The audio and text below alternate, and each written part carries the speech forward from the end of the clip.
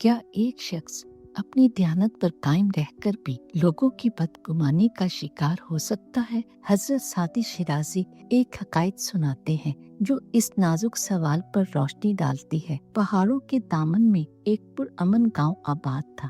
وہاں کریم نامی ایک نیک اور باوقار نوجوان رہتا تھا جس کی سچائی اور دانائی کی ہر طرف دھوم تھی۔ وہ بچوں کو تعلیم دیتا، بوڑھوں کی خدمت کرتا اور لوگوں میں نہایت حق دل عزیز تھا۔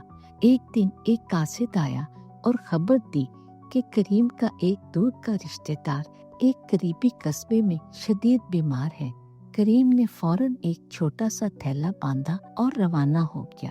راستے میں شام ہوتے ہی آسمان پر گھٹا چھا گئی۔ طوفانی بارش اور تیز ہوا نے راستہ دشوار بنا دیا۔ بھیگتے کپڑوں اور کانپتے جسم کے ساتھ کریم کو دور ایک جھونپڑی میں جلتی ہلکی سی روشنی دکھائی دی۔ وہ پناہ کی امید لیے دروازے پر پہنچ۔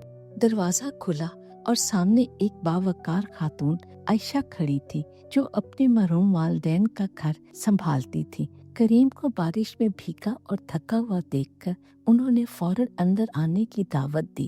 کریم نے شکر ادا کیا، لیکن دل ہی دل میں اس غیر معمولی صورتحال کی نزاکت کو محسوس بھی کیا۔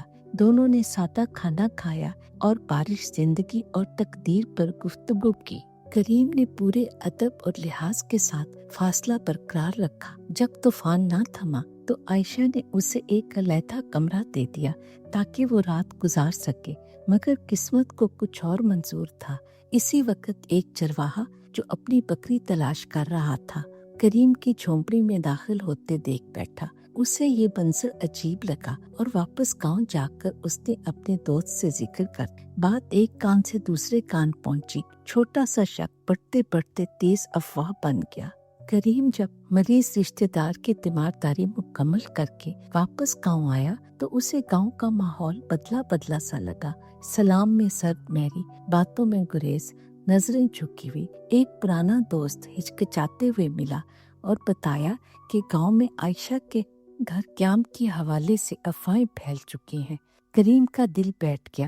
اس نے اپنی صفائی پیش کرنے کی کوشش کی، لیکن جن کے دل میں شک بیٹھ جائے وہاں دلیلیں بے اثر ہو جاتی ہیں۔